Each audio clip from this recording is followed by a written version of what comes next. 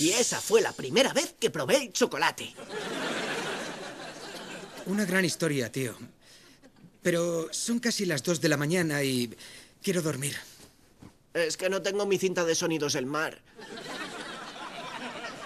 Y no puedo dormirme sin ella. ¿Tú sabes hacer sonidos del mar? Ni lo sueñes.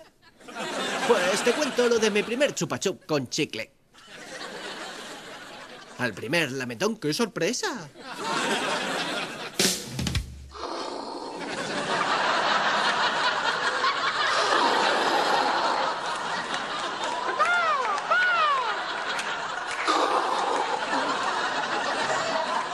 No olvides la canción de las ballenas.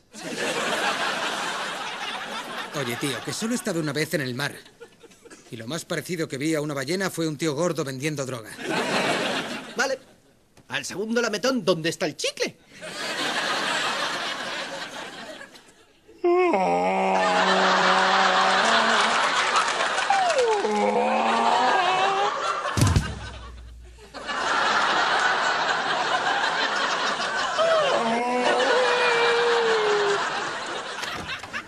¿Qué demonios te estás haciendo?